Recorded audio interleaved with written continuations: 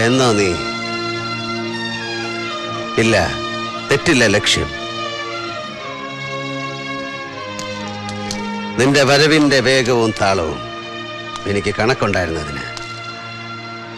നിനക്കിന്ന് കണക്കുകൾ തെറ്റിയ ദിവസം അല്ലേ? മൈദീൻ കണ്ണ റാവുത്തർ ഒരു പഴയ ചങ്ങാതിയാ. നല്ല സമ്മാനമാണ്.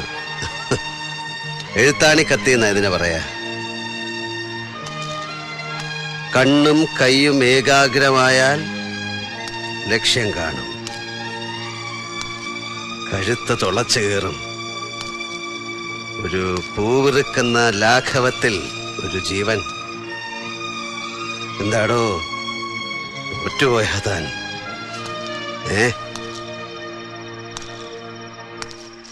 100ാം ക്ലാസ് ചെറ്റത്തരം കാട്ടും ശേഖരൻ. അതവന്റെ രക്തത്തിലുള്ളതാ. നീ തോൽക്കില്ലട മോനെ.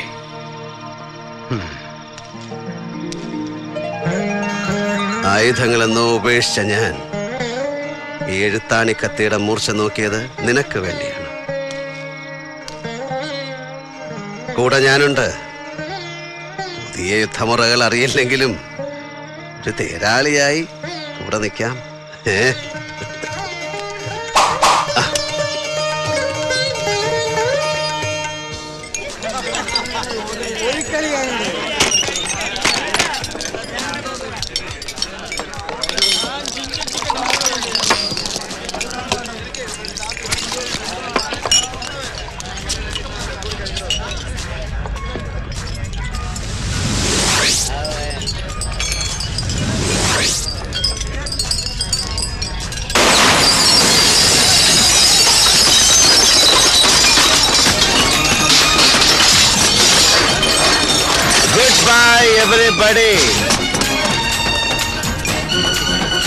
കുടിക്കുമ്പോ തനിച്ചിരുന്ന് കുടിക്കണമെന്നാ മിലിറ്ററി അയ്യപ്പൻ നായർ പറഞ്ഞത്. ആളുകളെ അങ്ങ് ഒഴിവാക്കാനാ ഇപ്പൊ പൊട്ടിയ വെടി. മോനെ, ആദ്യം ഒരു കട്ടൻ ചായയുടെ കൂടെ ഒരു ലൈം പീസും. എവിടെ ഓണർ ഗുരുഷു? കാർത്തിക, ഒരു മറ്റേ പണി കാണിക്കല്ലേ? ഞാൻ പണിയാൻ തുടങ്ങുന്നതേ ഉള്ളടാ വടുവ റാസ്കൽ. നിന്റെ കൺസീൽഡ് ടെൻഡർ എനിക്കങ്ങ് ബോധിച്ചു. എടാ പട്ടി പുരുഷു, താങ്ങുന്നത് കാർത്തികേയനിട്ടാണെന്ന് നീ ഓർത്തില്ലേ? അതോ നീ എത്രയ്ക്കങ്ങ് വലുതായ? ചെയ്യിച്ചതാ ശേഖരൻ മുതലാളി. ഞാൻ ബിനാമിയാ. പുരയുടെ അയാളുടെ പേർക്ക് എഴുതി കൊടുക്കുകയും ചെയ്തു.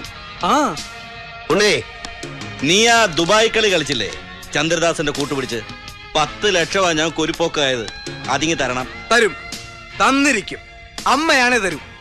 പുറത്തൊരു എസ് ക്ലാസ് ബെൻസ് കിടക്കുന്നത് ആർക്കുള്ളത്? എന്റെതാ.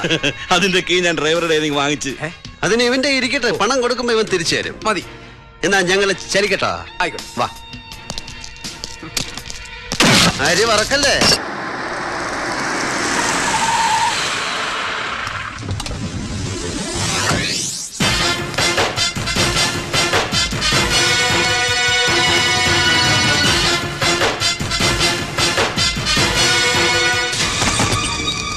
എന്താ എന്താ ഇതിനകത്ത് കാര്യം? ഇതിനകത്ത് എന്റെ അമ്മായിയമ്മയുടെ 22 സദ്യ ഉണ്ടാവുന്ന വഴി പറഞ്ഞ പന്നപ്പും. അവനെ ഇങ്ങ് വിട്.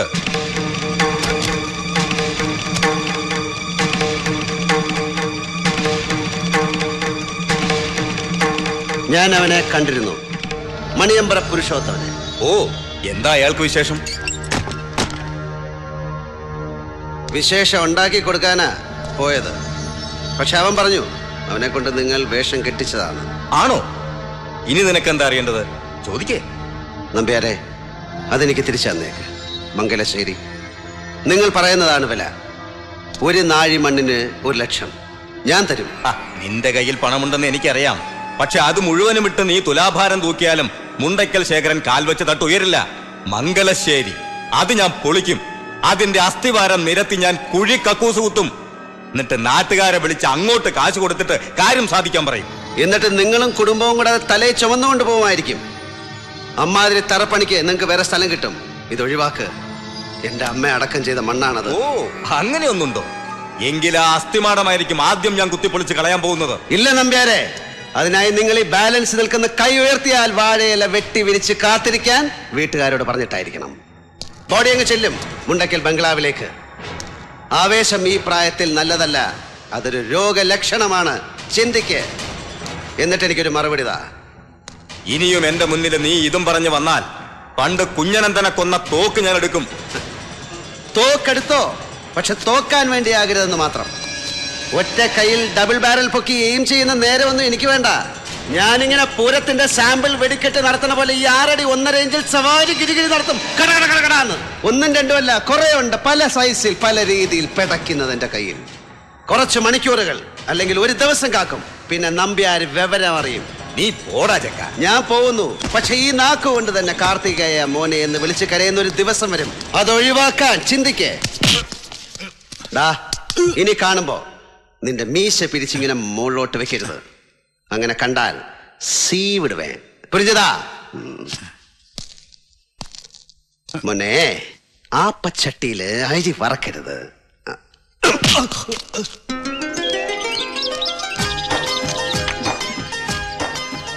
ഞാൻ നാളെ പോകുന്നു. ഒരു 10 days മെഡിക്കൽ ക്യാമ്പ്. അകമലയിലെ ആദിവാസി കോളനിയില്. ഞങ്ങളൊരു 15 മെമ്പേഴ്സിന്റെ ഗ്രൂപ്പ്. കൂടുന്നോ? ഞാനെന്തിനാ വരുന്നത്? ആദിവാസികളല്ലെങ്കിലും പാവപ്പെട്ട സർക്കാർ ആശുപത്രി രോഗികളുടെ കൂടെയല്ലേ ഞാൻ. ഈ സർവീസൊക്കെ ധാരാളം. നിന്റെ കല്യാണം ഇനി എടുത്തില്ലേ? ഇനി എത്ര ദിവസമുണ്ട്? 2 ആഴ്ച കഷ്ടിച്ച്. അത് തന്നെ ഈ ക്യാമ്പിന്റെ ത്രില്ലും. ഇനി ഇങ്ങനെയൊക്കെ എപ്പോഴാ? ആരാ? കണ്ടോ?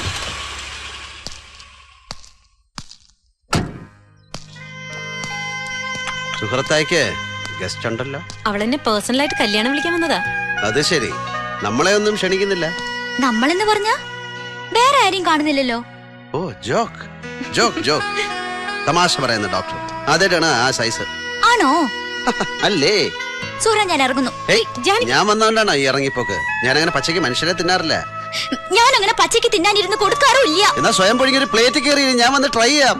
അയ്യോ, കണ്ടു, രണ്ടുപേരും തുടങ്ങി. നിങ്ങൾക്ക് രണ്ടുപേർക്ക് എന്താ അസുഖം? അഭിനയമല്ലേ സുഹ്റ, സത്യത്തിൽ പ്രേമമല്ലേ, അതിതീവ്ര അനുരാഗം. അത് ഉള്ളിൽ നിറഞ്ഞിട്ട് പുറത്തേക്ക് ഒഴുകുന്നത് ഈ ഫോമിലാണെന്ന് മാത്രം.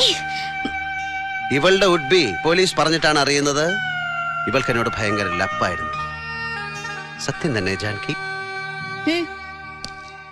സുന്ദരിയാണ് കേട്ടോ, നല്ല ബെസ്റ്റ് ഫേസ്, പിന്നെ എല്ലാം കൊള്ളാം. മറ്റൊരുത്തന്റെ ഭാര്യയാവാൻ പോകുന്നവളോട് കുറച്ചുകൂടെ മാന്യമായി സംസാരിക്കണം. നിന്നോട് ആരെങ്കിലും പറഞ്ഞോടി മറ്റൊരുത്തന്റെ ഭാര്യയാവാൻ പോവാൻ?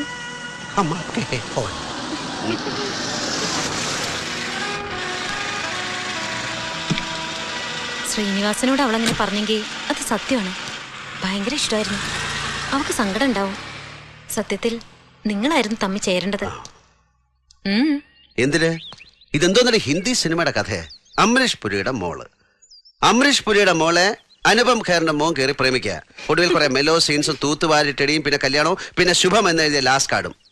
അവളുടെ തന്തയുടെ ക്ലൈമാക്സ് എന്റെ കൈ കൊണ്ടാകുമോ എന്ന ഡൗട്ടിലാണ് ഞാൻ. മതി, ഞാനില്ല. പണ്ടത്തെ ജാനകി അറിയാവുന്നോണ്ട് പറഞ്ഞതാ. അവൾ വളരെ നല്ല കുട്ടിയല്ലേ? നല്ല കുട്ടി എന്ന് പറഞ്ഞാൽ ഞാൻ കണ്ടിട്ടുള്ളതിൽ വെച്ച് ഏറ്റവും നല്ല കുട്ടി. ഇഷ്ടാണോ സത്യായിട്ട്? പിന്നെ ചില ഇഷ്ടങ്ങൾ അങ്ങനെ ഹൃദയത്തിന്റെ നെല്ലിപ്പടിക്കടി. നെല്ലിപ്പടി, നെല്ലിക്കോട് ഭാസ്കരനല്ല, അവിടെ മൂടിക്കിടക്കട്ടെ. സവാരി ഗിരിഗിരി.